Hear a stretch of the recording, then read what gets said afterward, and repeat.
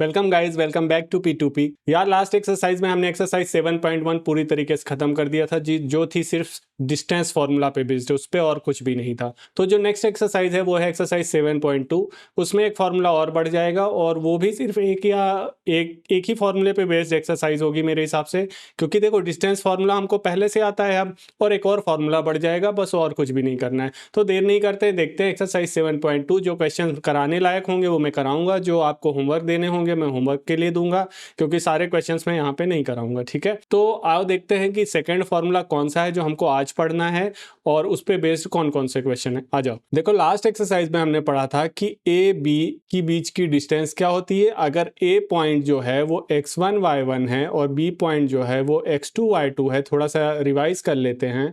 तो डिस्टेंस का फॉर्मूला क्या होता था, x2 माइनस x1 का whole square plus y2 minus y1 का होल स्क्वायर। और इसी फॉर्मूले से हमने ओरिजिन से डिस्टेंस बताया था। ओरिजिन से डिस्टेंस कितना बताया था, X square plus Y square, क्योंकि यहाँ पे एक पॉइंट 0 0 हो जाता है और एक पॉइंट एक्स वाई हो जाता है, तो ये एक्स और ये वाई, इसका स्क्वायर कर दो तो ओरिजिन से डिस्टेंस आ जाती थी। तो लास्ट एक्सरसाइज में हमने यही दो चीजें पढ़ी थी। इस एक्सरसाइज में हमको एक फॉर्मूला पढ़ना है जिसको कहते हैं सेक्शन फॉर्मूला।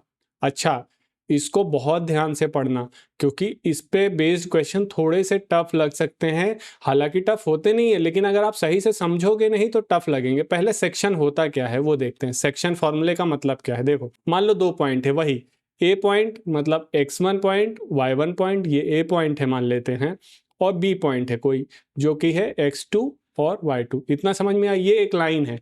अब एक कोई पॉइंट है, कहीं भी हो सकता है इस लाइन पे, मान लो ये यहाँ पे है एक पॉइंट, ये यहाँ पे है, उस पॉइंट को मैं बोल देता हूँ C।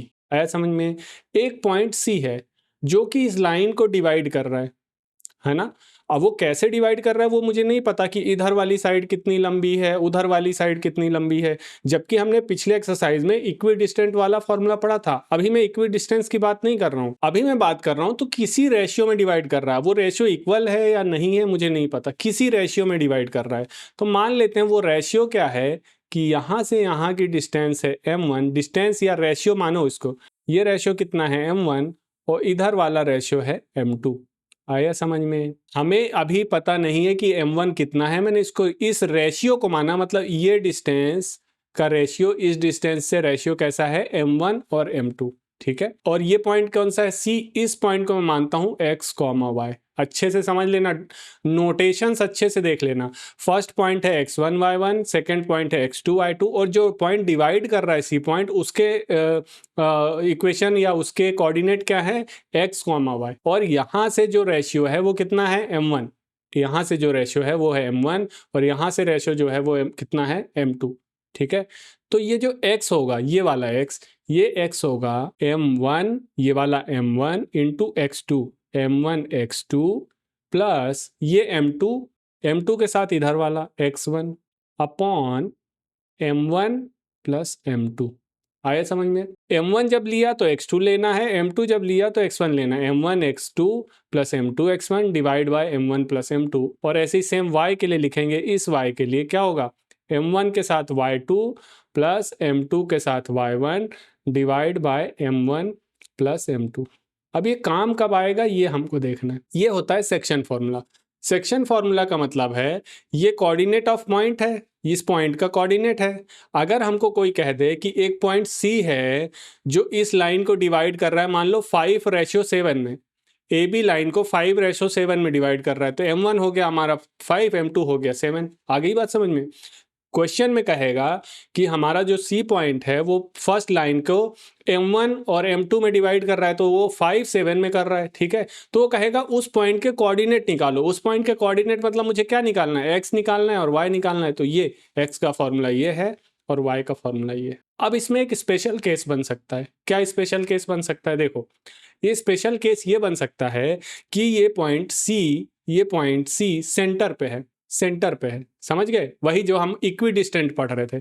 सेंटर पे जब होगा तो ये रेशियो 1 और 1 होगा, तभी तो सेंटर पे होगा, तो रेशियो कैसा हो जाएगा 1 1। आगे अब समझ में मैं क्या कहना चाह रहा हूँ कि एक स्पेशल केस है। अभी हमको C नहीं पता था कहाँ पे है, लेकिन मैं अब कह रहा हूँ स्पेशल केस में कि C is centre of AB। तो हम इसी का स्पेशल केस पढ़ लेते हैं। स्पेशल केस में क्या है, C is centre of A B, या इसी को थोड़ा घुमा के कहें तो कहें सी इज इक्वी डिस्टेंट, बात वही है ना, equidistant from A B, बात वही है ना, ए बी नहीं, A and B. C is centre of A B, इन दोनों के बीच का सेंटर है, तो भी बात वही है। और मैं कहूँ सी इज इक्वी डिस्टेंट, इससे भी सेम डिस्टेंस पे है, इससे भी सेम डिस्टेंस पे है, तब भी वही बात है ना। तो जब सेम डिस्टेंस पे होगा तो m1 और m2 का रेशियो m1 अपॉन m2 कितना हो जाएगा, 1 1, है ना। क्योंकि मान लो यहाँ से 2 पे होगा तो यहाँ से भी 2 पे होगा, यहाँ से 4 पे होगा तो यहाँ से भी 4 पे होगा। तो अगर मैं 4/4 करूंगा तो क्या आएगा, 1/1 ही आएगा, मतलब m1 भी 1 होगा और m2 भी 1 हो गया। आया समझ में ये चीज़। तो अब यहाँ पे जब रखोगे x इज इक्वल टू क्या आएगा, ये 1 हो जाएगा, ये भी 1 हो जाएगा, तो क्या होगा x2 plus x1 divide by m1 plus m2 कितना हो जाएगा, 1 1 था तो कितना होगा 2। ऐसे ही y इज इक्वल टू क्या होगा, y1 या y2 plus y1 divide by 2, या प्लस में तो कैसे भी लिख सकता हूँ, तो x इज इक्वल टू क्या हो जाएगा, x1 plus x2 divide by 2, और y इज इक्वल टू क्या हो जाएगा, y1 plus y2 divide by 2। ये फॉर्मूला याद रखना, इसको कहते हैं मिड पॉइंट फॉर्मूला। इसको सिंपल भाषा में क्या कहते हैं, मिड पॉइंट फॉर्मूला। आ गया समझ में। मिड पॉइंट फॉर्मूला क्यों कहते हैं, क्योंकि सी क्या है बताओ, सी पॉइंट हमने क्या एज्यूम किया है, सेंटर। सेंटर का मतलब क्या होता है, दो पॉइंट्स के बीच का मिडिल पॉइंट, इसीलिए इस पॉइंट को क्या बोलते हैं, इस फॉर्मूले को क्या बोलते हैं, मिड पॉइंट फॉर्मूला।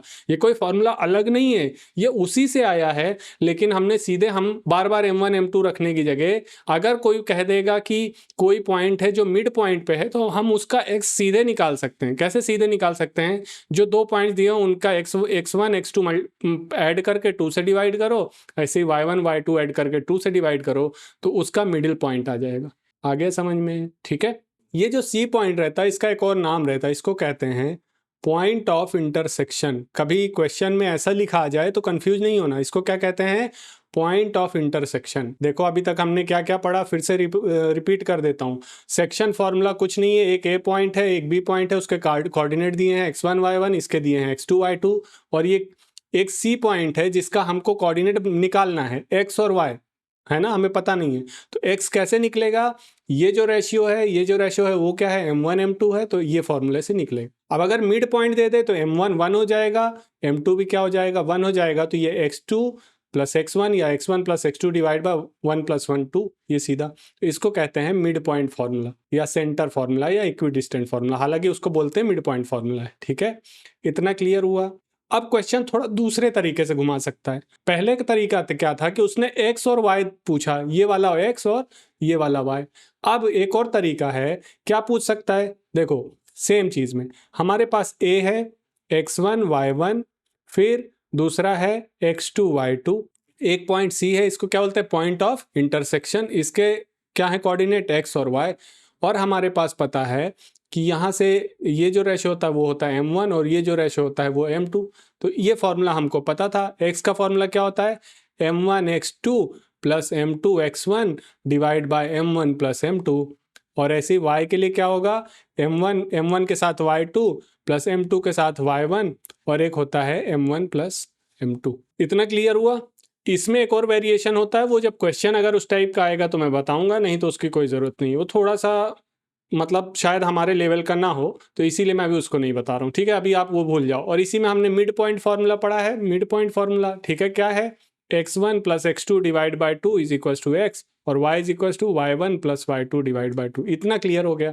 अब क्वेश्चन दूसरा पूछ सकता है कि अभी तक आप ये पॉइंट को निकाल रहे थे, अब ये पॉइंट आपको 3,5 दे दिया, मान लो ये पॉइंट पहले से पता रहेगा, ये पॉइंट पता रहेगा, और ये भी पता है, इस बार तीनों चीज पता है। अब आपको ये निकालना है m1 और m2 किस रेशियो में डिवाइड कर रहा है। अभी तक रेशियो पता था तो हम उस पॉइंट की वैल्यू निकाल रहे थे, या कहें उस पॉइंट के कोऑर्डिनेट निकाल रहे थे।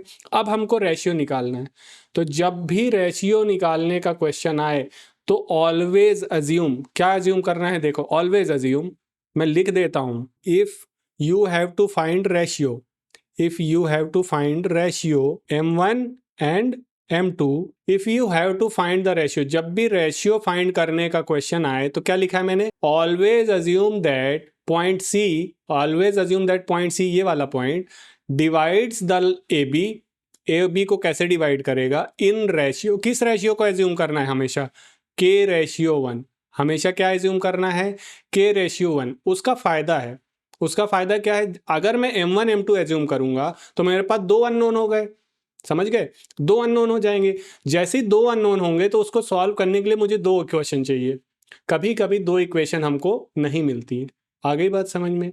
तो उसको हमको सिंप्लीफाई करने के लिए हम हमेशा क्या मानते हैं, रेशियो को क्या मानते हैं हमेशा, अगर मुझे रेशियो निकालना है तो मैं हमेशा मानूंगा कि जो लाइन है वो किस रेशियो में डिवाइड हो रही है, के रेशियो 1, के रेशियो 1 मतलब m2 को 1 और इसको क्या मानते हैं के। एंड में के की वैल्यू हमेशा ऐसे आएगी 2/7, 5/7, 9/7, 8/7, कुछ भी मतलब, तो ऐसे आएगी। तो यहां से फिर आप सीधे लिख देना कि m1/m2 इज इक्वल टू क्या हो गया 2/7, क्योंकि k की टोटल की वैल्यू ही ऐसे आ जाएगी।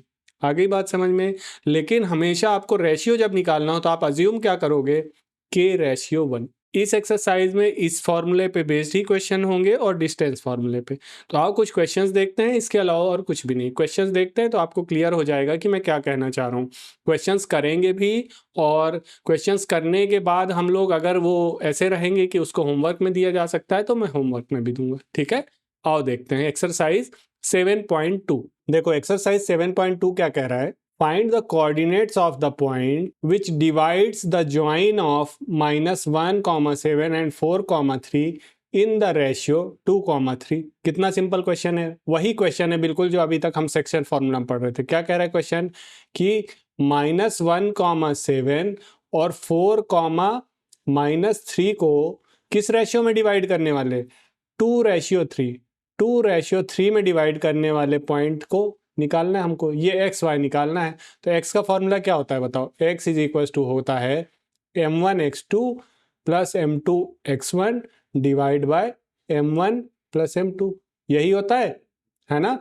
m1 कितना है बताओ, इधर वाला m1 होता है और ये m2 होता है। तो m1 की जगह हम रखेंगे, m1 की जगह क्या रखेंगे 2, m1 x2 की जगह क्या रखेंगे 4, 2 × 4 प्लस m2 कितना हो जाएगा 3 इंटू x1 की वैल्यू क्या रखेंगे -1 divide by m1 plus m2 मतलब कितना होगा 2 + 3 मतलब 5।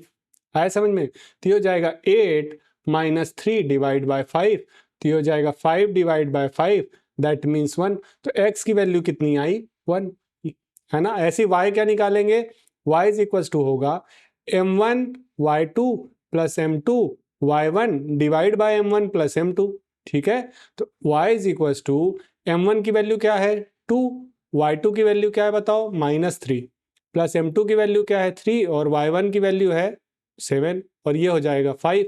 तो ये हो जाएगा -6 plus 21 divide by 5 that means 15 divide by 5 that means 3। तो y की वैल्यू आ गई 3। तो ये पॉइंट कौन सा आ गया 1,3। इसने बोला था find the coordinates of the point. Coordinates of the point क्या होते हैं x, y। तो कितना आ गया हमारा answer 1,3 which divides the join of this in the ratio 2,3। तो सेक्शन फॉर्मूला का यही यूज है कि हमें दो टाइप के उसमें क्वेश्चन आएंगे। मैंने बताया था कि या तो अगर वो रेशियो दिया रहेगा तो वो पॉइंट पूछेगा, और अगर वो पॉइंट दिया रहेगा तो आपसे रेशियो पूछेगा। तो रेशियो दिया रहेगा तो पॉइंट निकालना मैंने बता दिया, अभी सॉल्व करके भी बता दिया। और जब भी पॉइंट दिया रहेगा और रेशियो पूछेगा तो रेशियो आपको हमेशा एज्यूम करना है के रेशियो 1। वो क्वेश्चन मैं कराऊंगा, एक बार कराऊंगा, ठीक है। तो ये हो गया first point, first question. Second question आपको होमवर्क पे करना है, सेम क्वेश्चन है, मैं थोड़ा सा बता देता हूं कि बोल क्या रहा है। फाइंड द कोऑर्डिनेट्स, फिर से find the coordinates of the point of trisection. Trisection का क्या मतलब है, ट्राइसेक्शन मतलब 3 पार्ट में डिवाइड हो रहा है ना। Find the coordinates of the point of trisection of line segment this. तो देखो एक लाइन है -4,1 इससे बन रही है और किससे -2,3। अब हमें कोऑर्डिनेट निकालने हैं सी पॉइंट के जो कि x, y है। लेकिन हमें क्या बोल रहा है point of trisection. Point of trisection का मतलब ये होता है कि 3 पार्ट में लाइन डिवाइड, 3 पार्ट में नहीं। पॉइंट ऑफ ट्राइसेक्शन का मतलब आप समझो कि अगर इधर से 1 है तो इधर से 2 है, मतलब टोटल लेंथ उसकी 3 है। तो उसको या तो इसको आप मानो 2/1 मानो या 1/2 मानो, मतलब समझ गए ना। पॉइंट ऑफ ट्राइसेक्शन का मतलब है कि एक तरफ 1 है तो दूसरी तरफ 2 है। बस ये। तो इस बार आपको सीधे सीधे ये समझना है कि m1 इज इक्वल टू 1 दिया है और m2 इज इक्वल टू 2 दिया है, तो आपको x और y निकालना है, इसलिए ये क्वेश्चन होमवर्क में है। पॉइंट ऑफ ट्राइसेक्शन का मतलब है कि लाइन के 3 पार्ट हैं, है ना, लाइन के 3 पार्ट हैं पॉइंट ऑफ ट्राइसेक्शन में। तो या तो ये पॉइंट होगा, तो अगर ये पॉइंट होगा तो इधर 2 होगा, इधर 1 होगा, या तो ये पॉइंट होगा तो ये पॉइंट होगा, तो इधर 1 होगा, इधर 2 होगा। बात एक ही है। आ गई बात समझ में? तो आप सीधे ये जो मैंने बना के दिया है इस हिसाब से आप क्वेश्चन करोगे तो आपका आंसर बन जाएगा। आई होप कि आपको फर्स्ट और सेकंड समझ में आया होगा।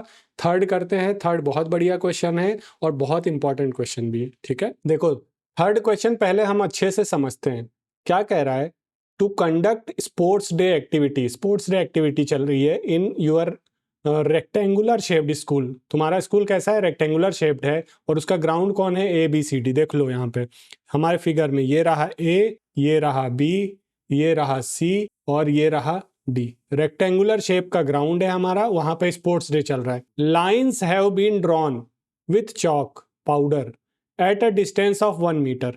हर मीटर पे क्या बनी है? चॉक की लाइन बनी है। अब अच्छे से देखो, 100 flower pots have been placed at a distance of 1 meter। कितने फ्लावर पॉट्स रखे हैं? 100 flower plots have been placed at a distance of 1 meter from each other along AD।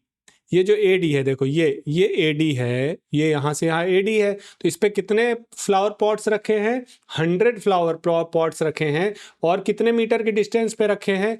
1-1 metre की डिस्टेंस पे रखे हैं। दैट मीन्स ये total distance कितनी हो जाएगी? 100 मीटर। और फ्लावर पॉट्स भी कितने हैं? 100 हैं। आ गया समझ में? 100 फ्लावर पॉट्स रखे हैं 1-1 मीटर की डिस्टेंस पे, तो कितनी हो जाएगी? 100 मीटर, ठीक है। एज शोन इन फिगर 7.12, ठीक है। अब निहारिका नाम की लड़की है, निहारिका।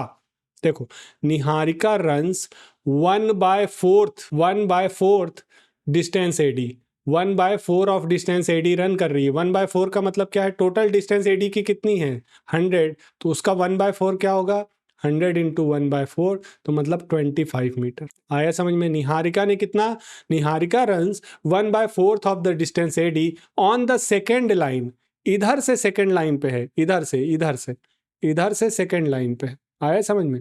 तो देखो अगर यहाँ से सेकेंड लाइन पे है और इधर कितने पे है? 25 पे, तो ये पॉइंट क्या बनेगा? 2,25, है ना। देखो x में कितना है? 2 और y में कितना है? 25।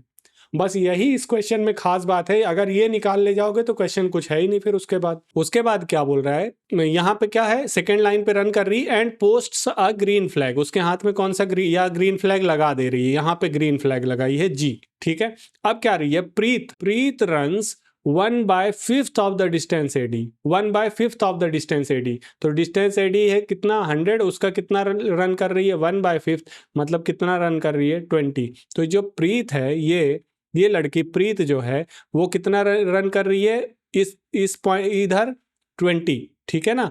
और ऑन द 8th लाइन, तो ये देखो ये 8th लाइन पे है, तो x कितना हो जाएगा? 8, और y कितना रन कर रही है? 20। कोई डाउट तो नहीं है? इतना, ठीक है। और एंड पोस्ट है रेड फ्लैग, तो ये पॉइंट मान लेते हैं R, यहाँ पे रेड फ्लैग लगा है और ये कहाँ पे लगा है? Green flag. इतना क्लियर हुआ? अब What is the distance between both the flags? Distance between both the flags मतलब हमको क्या निकालना है? GR। इतना समझ में आ गया? G और R के बीच डिस्टेंस निकालना है, ठीक है। और if Rashmi has to post a blue flag, Rashmi नाम की लड़की है, उसको कौन सा फ्लैग लगाना है? Blue flag.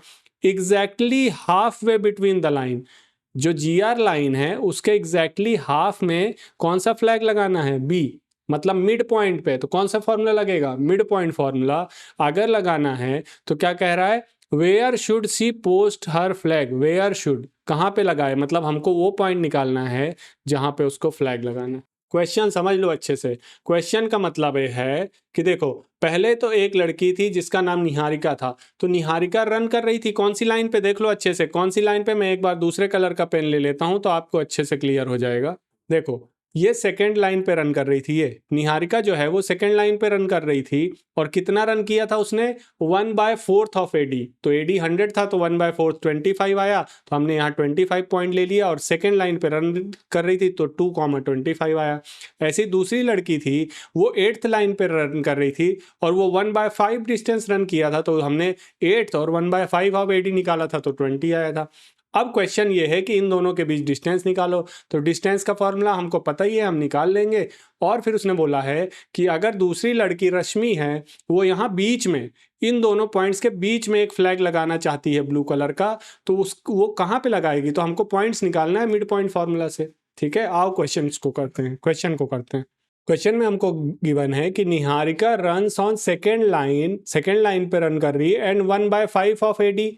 तो देन हम क्या लिखेंगे, 1/5 ऑफ एडी, 1/5 ऑफ एडी क्या आएगा बताओ, 1/5 ऑफ एडी मतलब 100, तो ये 1/4 ऑफ एडी था ना उसका, 1/4 सॉरी निहारिका का 1/4 ऑफ एडी था, तो ये आ जाएगा 25 मीटर, है ना। तो निहारिका, अब निहारिका कौन से पॉइंट पे है, Niharika is at a point या at the point second line पे है, मतलब 2, और कितनी डिस्टेंस पे है 25, इधर 2 था और इधर क्या था 25, है ना। अब निहारिका के बाद कौन थी, Preet runs on 8th line and 1/5 of A D, question में दिया है प्रीत रन्स, ये हम अभी गिवन ही लिख रहे हैं, सब कुछ गिवन के हिसाब से गिवन था इतना, तो हमने ये निकाला वी कैलकुलेटेड, ये कैलकुलेट कर लिया हमने, वी कैलकुलेटेड, ठीक है। अब Preet runs on the 8th line and 1/5 of A D, so हम क्या कैलकुलेट करेंगे, प्रीत्स लोकेशन क्या हो जाएगी बताओ, प्रीत लोकेशन हो जाएगी 8, 1/5 ऑफ एडी मतलब 100, वही, तो ये कितना हो जाएगा 20। तो प्रीत की लोकेशन क्या आ गई, 8, 20। तो अब हमारे पास 2 पॉइंट आ गए ना, 2 पॉइंट कौन कौन से आए, एक आया 2, 25 और एक क्या आया 8, 20। अब इनके बीच डिस्टेंस निकालनी, तो डिस्टेंस फार्मूला लगा देंगे। तो ये क्या कौन थी, निहारिका थी, और ये कौन थी, प्रीत थी। तो मैं अगर एनपी लिखूं तो डिस्टेंस फार्मूला क्या होगा, x2 - x1 मतलब 8 - 2 का होल स्क्वायर प्लस 20 - 25 का होल स्क्वायर। इसको कैलकुलेट करोगे तो 8 - 2 मतलब 6 का होल स्क्वायर प्लस -5 का होल स्क्वायर, है ना। ये हो जाएगा 6 का होल स्क्वायर 36 प्लस -5 का होल स्क्वायर क्या हो जाएगा 25। तो कितना आ जाएगा, रूट के अंदर 61। तो एनपी इनके बीच की डिस्टेंस कितनी हो गई 61 मीटर्स। ठीक है, ये पहला क्वेश्चन खत्म हुआ है। अब दूसरा क्वेश्चन इसी में था, दूसरा क्वेश्चन था कि एक और लड़की है जो इन दोनों के बीच में फ्लैग लगाना चाहती है, तो उसका हमको पॉइंट निकालना है। तो बाय क्या लिखेंगे हम, बाय मिड पॉइंट फॉर्मूला, एकदम उसने बोला है किस पॉइंट पे लगाना चाहती है, by mid point formula, middle point पे लगाना चाहती है। तो मिड पॉइंट का निकालने का कोऑर्डिनेट का क्या फॉर्मूला था बताओ, x1 + x2 डिवाइड बाय 2 और y इज इक्वल्स टू था y1 + y2 डिवाइड बाय 2। ये हम ऑलरेडी पढ़ चुके हैं, है ना। क्वेश्चन में दिया था कि n पे ग्रीन फ्लैग है, यहाँ पे रेड फ्लैग है, तो यहाँ पे बीच में ब्लू फ्लैग लगाना है, तो बीच में लगाना है मतलब मिड पॉइंट पे। तो हमने मिड पॉइंट फॉर्मूला लगाया, तो x1 कितना है 2, x2 कितना है 8, 2 + 8 डिवाइड बाय 2 और y is equals to y1 है 25 और y2 कितना है 20 डिवाइड बाय कितना हो जाएगा 2। तो ये हो जाएगा 8 + 2 10 डिवाइड बाय 2 और ये क्या हो जाएगा 20 45 डिवाइड बाय 2। तो 10 डिवाइड बाय 2 क्या आएगा 5 और y 45 डिवाइड बाय 2 मतलब क्या आएगा 22.5। तो अगर 5 और 22.5 मतलब अगर x इज y कितना होगा 5, 22.5 पे लगाएगी फ्लैग, ब्लू फ्लैग, तो वो एग्जैक्टली किसके बीच में होगा मिड पॉइंट पे होगा। मतलब ग्रीन और रेड के बीच में अगर इस पॉइंट पे 5, 22.5 पे लगाया जाए तो वो एग्जैक्टली इन दोनों के बीच में होगा। क्वेश्चन के हिसाब से अगर देखें, इस ग्राफ में देखें तो मतलब 5th लाइन पे लगाए, ये वाली लाइन पे 5th लाइन पे लगाए, 5th लाइन पे लगाए और ऊपर कितना जाए 22.5, तो वो एकदम बीच में लगेगा। ठीक है, तो आई होप थर्ड क्वेश्चन समझ में आया होगा। अब मैं 4th क्वेश्चन आपको कराऊंगा क्योंकि वो रेशियो वाला क्वेश्चन है। देखो क्या बोल रहा है, फाइंड द रेशियो। जैसे ही रेशियो निकालने का बोले तो आपको क्या एज्यूम करना है, मैंने बताया है k/1, लेकिन क्वेश्चन समझ लेते हैं। Find the ratio in which the line segment join this and this. एक लाइन है जो किसको किसको ज्वाइन करने से बन रही है, -3, 10 और 6, -8 से, है ना। Find the ratio in which the line segment joining the point this and this is divided by, किससे डिवाइड हो रही है, माइनस, बीच में कहीं है एक पॉइंट, -1, 6। तो हमें ये रेशियो निकालना है, आया समझ में। तो जब भी रेशियो निकालना है तो मैं क्या एज्यूम करूंगा, K/1। ठीक है, आओ मैं क्वेश्चन करके बताता हूं। तो जब भी अब नेक्स्ट ऐसा क्वेश्चन आएगा तो मैं आपको उसको होमवर्क में दूंगा। ठीक है, देखो क्वेश्चन ये दिया है कि जो A पॉइंट है और B पॉइंट से एक लाइन बन रही है B पॉइंट से, वो एक C पॉइंट है जो कि -1, 6 है, उसको डिवाइड कर रहा है। किस रेशियो में कर रहा है, तो हम कहेंगे सॉल्यूशन जब करेंगे हम लिखेंगे लेट द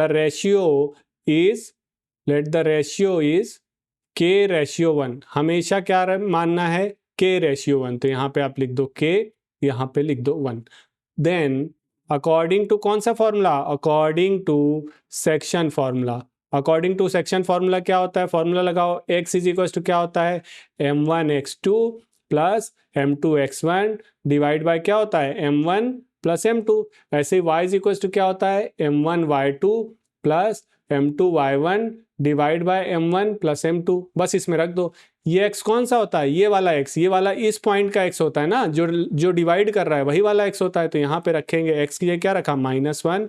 m1 कौन सा होता है, इधर जो रहता है, तो ये कितना है k, m1 की जगह रखा k, x2 की जगह क्या हो जाएगा, x2, ये वाला पॉइंट है 6। देखो ये होते थे, याद करो, ये होते थे x1y1, ये होता था x2y2, ये होता था xy, है ना। k इंटू 6 प्लस m2 कितना है 1, K/1 माना है तो मैंने m2 हो गया 1 और x1 कितना हो जाएगा -3 डिवाइड बाय m1 m2 की जगह क्या आएगा, K+1, क्योंकि m1 है K और m2 है 1।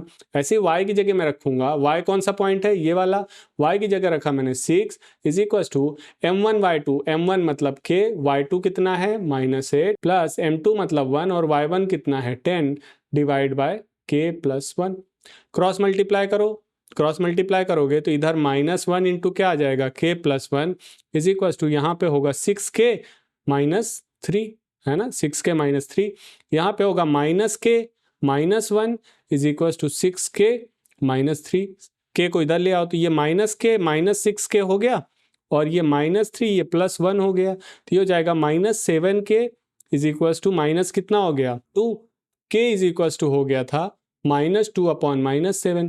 K की वैल्यू क्या आ गई, 2/7, है ना। यहां से ही मिल गई सीधे K की वैल्यू, तो आपको उधर सॉल्व करने की जरूरत नहीं है। फिर भी करना चाहो तो सेम वैल्यू आएगी। देखो यहाँ पे होगा 6K + 1 इज इक्वल टू यहाँ पे क्या होगा -8K + 10।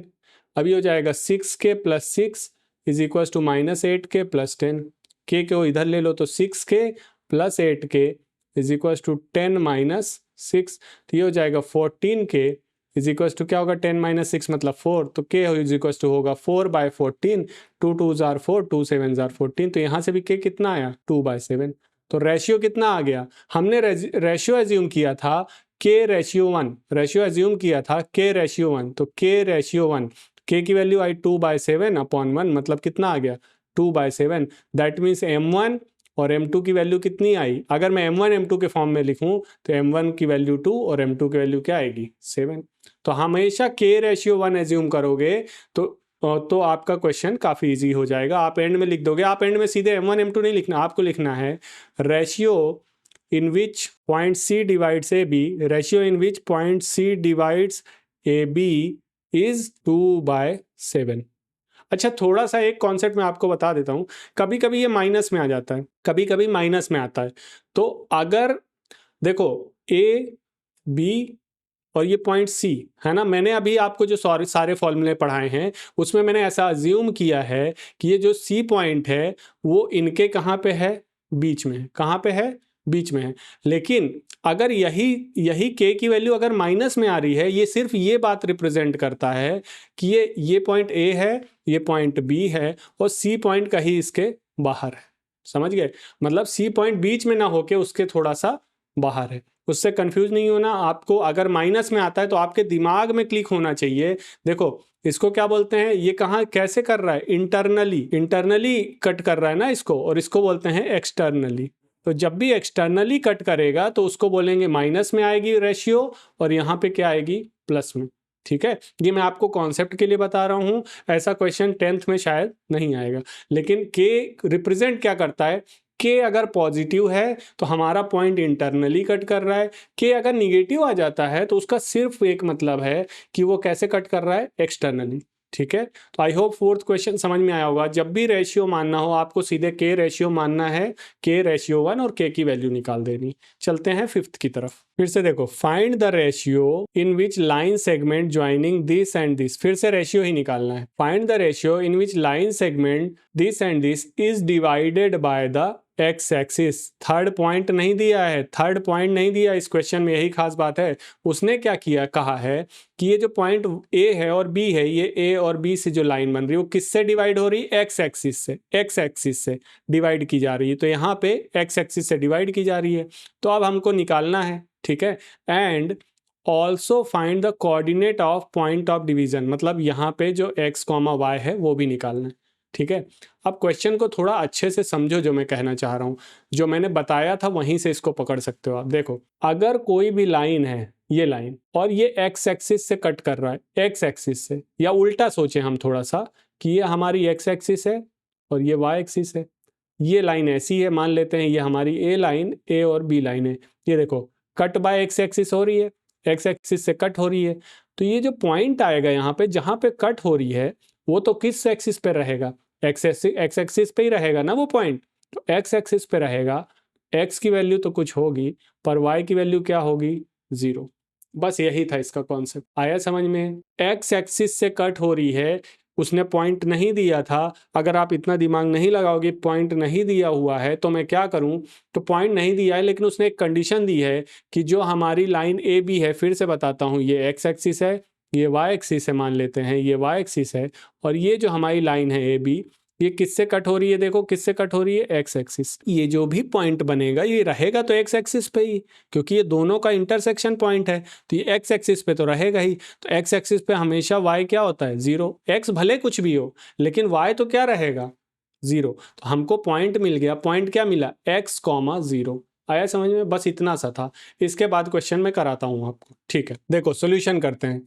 क्वेश्चन में दिया था कि जो हमारा एक ए पॉइंट है, एक बी पॉइंट है, उससे एक लाइन बन रही है, उसको किस एक्सिस से कट किया जा रहा है, एक्स एक्सिस से। ये बना दी मैंने एक्स एक्सिस, मान लेते हैं ये सी पॉइंट है।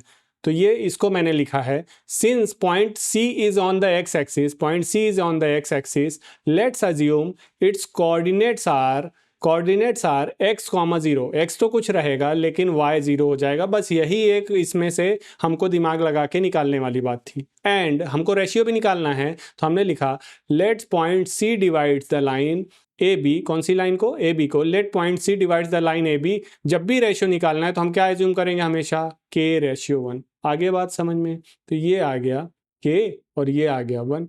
बस अब बाय क्या, कौन से फॉर्मूले से, by section formula. x is equal to by section formula, x is equal to क्या होता है बताओ, m1 में 2-3 बार m1 x2 plus m2 x1 divide by m1 plus m2। x is equal to m1 x2, m1 कितना हो जाएगा k, x2 हो जाएगा -4 प्लस m2 मतलब 1, और x1 कितना हो जाएगा 1 divide by k plus 1। x is equal to आएगा -4k plus 1 upon k plus 1। ये हो गई फर्स्ट इक्वेशन। ठीक है ना, x। अगर यहीं पे अब x की वैल्यू मुझे पता होती, जैसे कि पिछले क्वेश्चन में था, तो मैं k की वैल्यू डायरेक्ट निकाल लेता, लेकिन नहीं पता है। लेकिन इधर देखो, y जो है, y इज इक्वल टू क्या होता है, m1y2 plus m2y1 divide by m1 plus m2 है। लेकिन जो ये हमारा y है, इसकी वैल्यू कितनी है, 0, क्योंकि वो कहाँ पे है, x एक्सिस पे है। तो 0 इज इक्वल टू m1 वही k इंटू y2 कितना हो जाएगा 5 प्लस m2 कितना हो जाएगा 1 और y1 कितना हो जाएगा -5 अपॉन k प्लस 1, है ना। तो ये k प्लस 1 इंटू 0, ये भी 0 हो जाएगा। तो 0 इज इक्वल टू 5k -5। तो 5k, ये -5 जाके उधर +5 हुआ, तो k इज इक्वल टू क्या आया, 5/5, दैट मीन्स 1। k की वैल्यू 1 आ गई। अब k की वैल्यू 1 आ गई तो दैट मीन्स ये 1:1 आ गया। बात सही है ना, 1:1 आया। और 1:1 कब आता है, याद करो, 1:1 तब आता है जब मिड पॉइंट पे हो। मतलब इससे हम ये रिजल्ट बता सकते हैं कि जो सी पॉइंट है वो कौन सा है, ए और बी का क्या है, मिड पॉइंट। इतना समझ में आया। तो रेशियो तो हमने निकाल दिया। अब क्वेश्चन में आगे था कि हमको ये पॉइंट भी निकालना था, ये जो पॉइंट है ये पॉइंट भी निकालना था। पॉइंट का मतलब क्या है, y तो हमें पहले ही पता है, हमें सिर्फ क्या निकालना है, x। तो यहाँ x is equal to -4, k कितना आया हमारा 1, 1 की जगह 1 रखा, +1 डिवाइड बाय 1 + 1। तो -4 + 1 डिवाइड बाय कितना होगा 2। दैट मीन्स क्या होगा -3 डिवाइड बाय 2। x की वैल्यू क्या आ गई -3/2।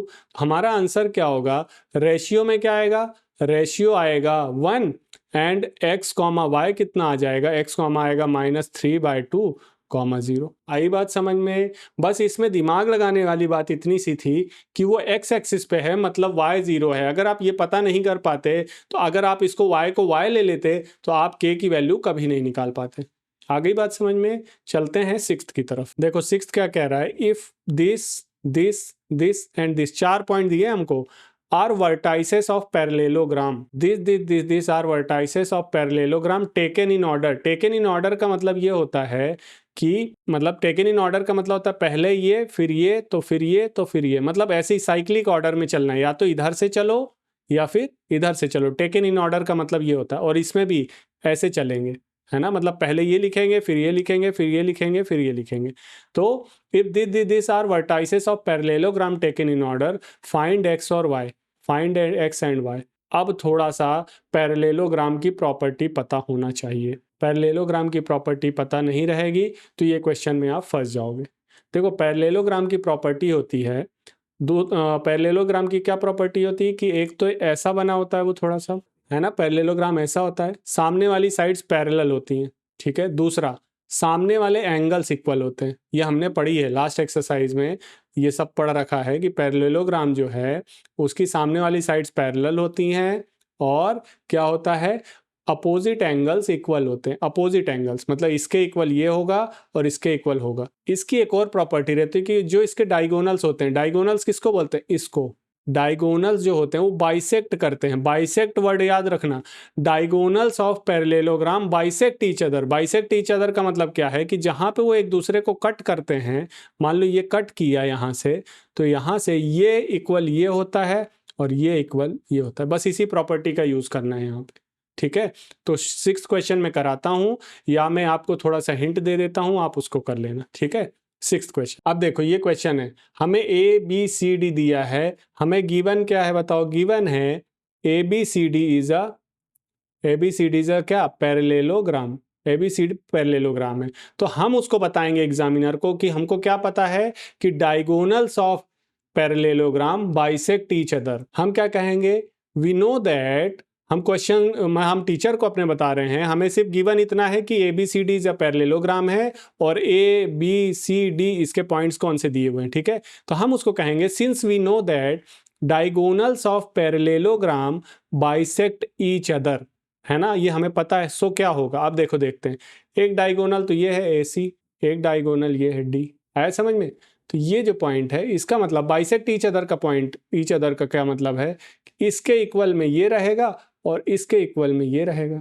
तो हम लिखेंगे सो क्या आ रहा है बताओ, अगर मैं इस पॉइंट को ओ नाम दे दूं, so A O is equal to क्या होना चाहिए, ओ सी, एंड क्या होना चाहिए, B O is equal to क्या होना चाहिए, ओ डी। यही होना चाहिए, A O is equal to O C और B O is equal to क्या होना चाहिए, ओ डी, है ना। अब इस क्वेश्चन को आप दो तरीके से कर सकते हो, समझ में आया, दो तरीके से। दो तरीके से कैसे, एक तो आप डिस्टेंस फॉर्मूला लगाओ, ए ओ निकाल सकते हो, नहीं निकाल सकते, लेकिन आप अगर ओ को एज्यूम करो x, y, है ना, x, y एज्यूम कर लिया, अगर ओ को अगर एज्यूम किया, हम लिखते हैं let diagonals of parallelogram bisect each other at point O. हमने ये एज्यूम किया at point O which is x, y। अगर मैंने ये एज्यूम कर लिया let diagonals of parallelogram bisect each other at point O which is x, y, तो अब आप ओ ए ओ की डिस्टेंस निकाल सकते हो और OC की भी डिस्टेंस निकाल सकते हो, दोनों को इक्वल रखोगे, फिर स्क्वायरिंग बोथ साइड्स करोगे तो आपको x और y में एक इक्वेशन मिल जाएगी। वैसे ही जब आप BO और OD करोगे, BO और OD करोगे तो फिर से एक इक्वेशन मिलेगी, दोनों को सॉल्व करोगे तब x और y मिल जाएगा आपको, यही निकालना था आपको, ठीक है ना। लेकिन एक गड़बड़ है, क्या?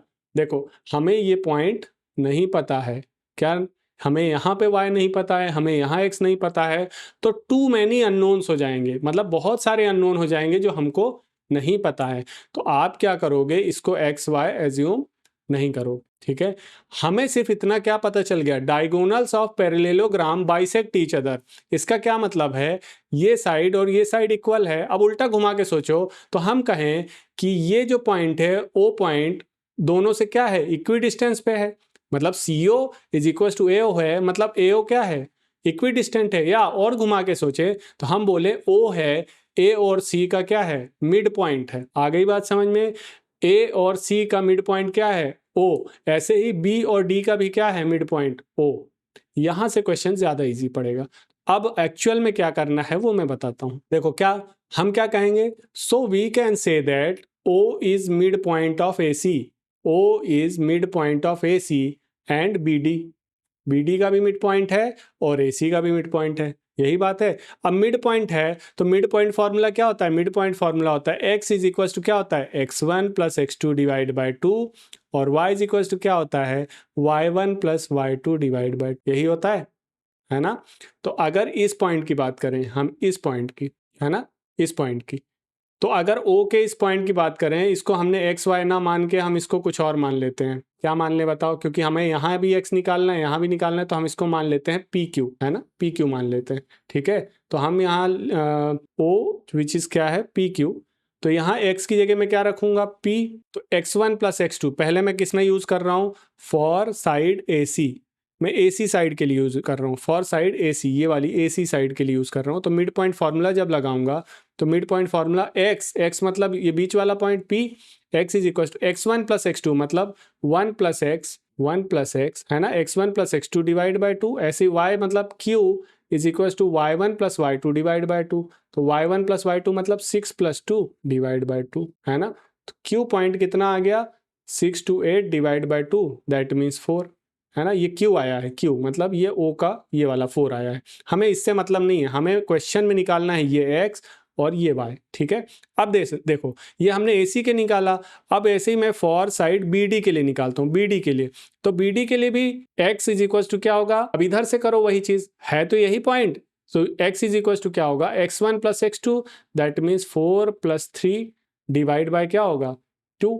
ऐसे ही y इज इक्वल टू क्या होगा, y नहीं इसको कहें q इज इक्वल टू क्या होगा, y1 plus y2 that means y plus 5 divide by क्या हो जाएगा, 2। तो अगर मैं इसको फर्स्ट नाम दूं, इसको सेकंड नाम दूं, इसको थर्ड नाम दूं और इसको फोर्थ नाम दूं, ठीक है। तो अब हमने क्या देखो, फर्स्ट से ये दोनों PP इक्वल है ना, तो हम लिखेंगे फ्रॉम 1 and 3 में क्या हो जाएगा, हमारे पास P इज इक्वल टू क्या है, x प्लस 1 डिवाइड बाई 2 और यहाँ से P की वैल्यू कितना आ जाएगी, 7/2, है ना, 4 प्लस 3 7/2, तो यहाँ रख दो। तो यहाँ 7/2 is equal to x plus 1 divide by 2, 2 से 2 गया, 7 is equal to x plus 1, x is equal to क्या हो जाएगा, 7 minus 1 that means x is equal to हो जाएगा 6, ठीक है। ऐसे ही अब मैं कौन सा लेता हूँ, 2 and 4 लिया जब, तो 2 क्या है, q इज इक्वल टू 4, तो हमारे पास एक्चुअल में क्या है, q इज इक्वल टू है y प्लस 5 डिवाइड बाई 2, है ना। और यहाँ से q इज इक्वल टू मैं रख दूंगा 4, तो 4 is equal to y plus 5 divide by 2, तो यहाँ से 4 into 2 is equal to y plus 5, तो ये हो जाएगा 8 is equal to y plus 5 that means 8 minus 5 is equal to y, तो y इज इक्वल टू क्या आ जाएगा, 3। तो हमें x और y निकालना था, x आ गया 6 और y आ गया 3, यहाँ से ये वाला x आ गया 6 और y इज इक्वल टू आ गया 3। देखो हमने किस प्रॉपर्टी का यूज किया कि जो डायगोनल्स हैं वो एक दूसरे को बाइसेक्ट करते हैं मतलब इक्वल हैं, तो ये पॉइंट O जो है वो AC का भी मिड पॉइंट है और BD का भी मिड पॉइंट है। तो एक बार मैंने AC की तरफ से निकाल लिया ये P एंड Q और एक बार मैंने BD की तरफ से यही P एंड Q निकाला। तो जब दोनों P एंड Q ही हैं तो फिर मैंने P और Q को इक्वल रखा, तो वहां से हमें X भी मिल गया और Y भी मिल गया। आई होप कि आपको समझ में आया होगा, ठीक है। अगर कोई कंफ्यूजन आपको होता है जिस भी क्वेश्चन में होता है तो आप मैसेज पे स्पैम कर सकते हैं कि सर ये वाला क्वेश्चन हमको समझ नहीं आ रहा है। तो ऐसे हर चैप्टर के हम कुछ क्वेश्चन जो ज़्यादा लोगों को समझ में नहीं आए होंगे या जिसमें ज़्यादा स्टूडेंट्स को दिक्कत आ रही होगी, सिर्फ उन क्वेश्चंस का एक अलग से लेक्चर बना के डाउट क्लियरिंग सेशन भी कर सकते हैं, लेकिन उसके लिए आपको कमेंट करना पड़ेगा, ठीक है। तो 6 खत्म होता है, चलते हैं हम 7th की तरफ। देखो 7th क्या कह रहा है, find the coordinates of point A. कोई पॉइंट ए है, उसके कोऑर्डिनेट्स निकालने हैं, मतलब वही x, y निकालना है। Where A B is the diameter of circle. मुझे ए के पॉइंट निकालने हैं, ए के कोऑर्डिनेट्स निकालने हैं जिसमें से ये ए है और बी है ना, यही कह रहा है। वेयर ए बी जो है is the diameter of circle. तो डायमीटर ऑफ सर्कल ये होता है हुज सेंटर इज 2, -3। इसका सेंटर हमको दिया है, सेंटर दिया है ना सी, सेंटर सी कितना दिया है 2, -3 है ना, और बी भी दिया है 1, 4। थोड़ा सा घटिया सा क्वेश्चन है। देखो ए हमको निकालना है x, y, सी दिया है बी। अब सी क्या है बताओ, मिड पॉइंट है ना, सी तो मिड पॉइंट है। रेडियस क्या होती है, सेंटर क्या होता है, मिड पॉइंट होता है। तो हमको पता है कि C is centre, so C is क्या है, C is mid point of A B. Mid point होगा ना ए बी का, तो मिड पॉइंट फॉर्मूला लगा दो। तो सी इज इक्वल टू क्या होगा, देखो 2। मिड पॉइंट फार्मूला क्या होता है, x is equal to x1 plus x2 divide by 2 और y इज इक्वल टू क्या होता है y1 plus y2 divide by 2, यही होता है। ये x कौन सा होता है, जो बीच वाला पॉइंट होता है। तो ये x का हो गया 2, ये 2 इज इक्वल टू x1 मतलब जो हमको निकालना है ये वाला x, प्लस x2 कितना हो जाएगा 1 डिवाइड बाई 2। तो यहाँ से 4 is equal to x plus 1, that means x is equal to क्या आ जाएगा 3। यहाँ का x आएगा 3 और y क्या होगा, ऐसे ही y is equal to y1 plus y2 divide by 2। तो y कितना है -3 इज इक्वल टू y1 कितना हो जाएगा, y1 तो हमको निकालना है, y2 हो जाएगा 4 डिवाइड बाई 2। तो ये हो जाएगा -6 is equal to y plus 4, that means y is equal to होगा -10। ये आ गया आंसर। ये मैं होमवर्क पे देने वाला था, क्यों, क्योंकि देखो सिर्फ सिंपल सी क्वेश्चन था। आपको सेंटर दिया हुआ था, एक पॉइंट बी दिया हुआ था, आपको एक पॉइंट ए निकालना था। उल्टा क्वेश्चन था। अगर हमें सेंटर निकालना होता है तो सेंटर निकालने का फॉर्मूला क्या होता है, x1 plus x2 divide by 2। Centre का मतलब है मिड पॉइंट। तो हमें उल्टा था, हमें मिड पॉइंट दिया हुआ था, ये पॉइंट दिया था और इसमें से एक पॉइंट x1 निकालना था, बाकी सब था, ठीक है। तो 7th क्वेश्चन खत्म। चलते हैं 8th की तरफ। 8th क्वेश्चन थोड़ा सा अच्छा है, 8th क्वेश्चन मैं आपको कराऊंगा, ठीक है। 8th क्वेश्चन थोड़ा सा अच्छा है। 8th क्वेश्चन क्या कह रहा है, if a and b are this and this, that means a and b। a है -2, 2 और -2, -2, ठीक है, और b कितना है 2, -4। यही है a and b respectively. Find the coordinates of p। कोई पॉइंट p है, हमें ये a और b दिया है। Find the coordinates of p, coordinates निकालना है मतलब x, y निकालना है। Find the coordinates of p such that AP is equal to AB। इतना AB, AP is equal to AB है ना। Where P lies on the line segment AB। P कहीं है लाइन सेगमेंट AB पे है और उसका रिलेशन कैसा दिया हुआ है, ऐसा। आ गया बात समझ में। तो हमें कहीं ना कहीं सेक्शन फॉर्मूले का यूज करना है। उसने दे दिया है P लाइन सेगमेंट पे है, हमें ये एक्स वाई निकालना है, मतलब मुझे ये रेशियो पता होगा तभी तो मैं एक्स वाई निकाल पाऊंगा। आ गया बात समझ में। तो आओ देखते हैं क्वेश्चन क्या है। देखो क्वेश्चन है, हमें ए दिया है, हमें बी दिया है, हमें point P A B line में दिया है, उसके कोऑर्डिनेट निकालना है। तो मैंने एक पॉइंट पी एज्यूम किया, उसके कोऑर्डिनेट एज्यूम किए एक्स, वाई, और हमें एक कंडीशन दी है, ये कंडीशन दी है।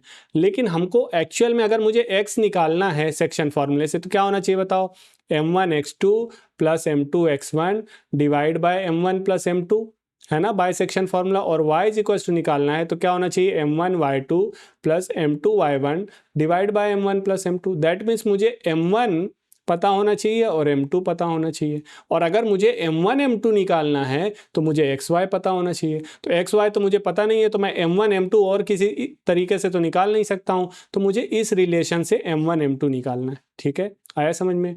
तो अब देखो हमें गिवन है, हम यहाँ से क्वेश्चन को शुरू करेंगे, यहाँ तक मैं समझा रहा था। गिवन है हमें AP is equal to 3/7 AB। अब अगर हम यहाँ से देखें, इसको एक्चुअल में देखें तो कैसा है, अगर मैं AP जो डिस्टेंस है प्लस करूं PB पे, AP और PB को जब मैं प्लस करूंगा तब मेरे पास क्या आएगा बताओ, AB आएगा।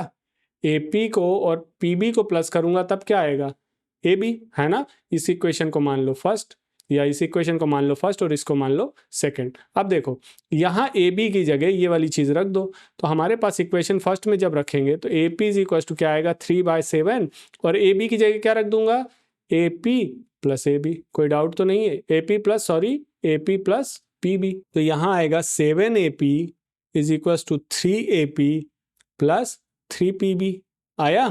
तो ये 7AP minus 3AP is equal to कितना हो जाएगा 3PB, है ना। 7AP माइनस 3AP कितना बचेगा 4AP इज इक्वल टू क्या हो जाएगा 3PB। अब देखो यहाँ AP को यहीं रखो, PB को इधर लाओ, इज इक्वल टू ये क्या हो जाएगा 3/4 AP अपॉन PB। AP ये रहा AP अपॉन PB, इसका रेशियो कितना आ गया 3/4। AP अपॉन PB का रेशियो क्या आ गया 3/4। आया समझ में? बस यहीं तक था। अब M1 मिल गया आपको, M2 मिल गया, बस फॉर्मूले में रखना है। M1 मिल गया, M2 मिल गया, और X1 X2 सब कुछ है ही आपके पास, तो ये X निकल जाएगा और ये Y निकल जाएगा। अब ये आपको कैलकुलेशन जो करनी है वो किस में करनी है, होमवर्क में करनी है। आ गई बात समझ में? इस रिलेशन से हमने क्या निकाल लिया M1 M2, बस और कुछ नहीं किया। 9th क्वेश्चन करते हैं। देखो 9th क्या कह रहा है, find the coordinates of the points coordinates निकालने हैं, मतलब एक्स वाई निकालने। Find the coordinates of the point which divide the line into 4 equal parts. हमें ऐसे, जैसे ये ए और बी है, इसको जो 4 इक्वल पार्ट्स में, इक्वल पार्ट्स बोल रहा है तो 1 2 3, ये 1 2 3 4, ये 4 इक्वल पार्ट्स में जो ये पॉइंट्स डिवाइड कर रहे हैं, इनके कोऑर्डिनेट्स निकालने। आओ मैं कराता हूँ ये क्वेश्चन। देखो हम क्या कहेंगे सॉल्यूशन में देखो हमको क्वेश्चन क्या है कि पॉइंट ए और पॉइंट बी है, उससे एक लाइन बन रही है, तो हमें उसको 4 इक्वल पार्ट्स में डिवाइड करना है 1 2 3 4। तो ये जो पॉइंट्स होंगे जो डिवाइड करेंगे उनके हमको कोऑर्डिनेट निकालना है। तो मैंने क्या लिखा, लेट पॉइंट्स PQR, ये रहा PQR divide the line segment AB in 4 equal parts according to figure, जैसा कि मैंने फिगर पे बनाया, ठीक है। दैट मीन्स इसका क्या मतलब है बताओ, 4 इक्वल पार्ट्स में कर रहा है, मतलब ये जो पार्ट है वो इसके इक्वल है, ये भी इसके इक्वल है, ये भी, सारे पार्ट्स आपस में इक्वल हैं। इसका मतलब है कि इन दोनों का प्लस करूं मैं और इन दोनों का प्लस करूं तो सेम ही आएगा, है ना। दैट मीन्स ये जो Q पॉइंट है वो A और B का क्या है, मिड पॉइंट है, यही है। तो that means point Q is mid point of A B का, ये Q पॉइंट की बात कर रहा हूं, इसकी Q is mid point of A B. तो हम क्या करेंगे, बाय सेक्शन फॉर्मूला, फिर से बाय सेक्शन फॉर्मूला, Q की वैल्यू, Q को मैं मान लेता हूं x, y, तो क्या आएगा x इज इक्वल टू क्या आएगा बताओ x1 plus x2 divide by 2, और y इज इक्वल टू क्या आएगा y1 plus y2 divide by 2।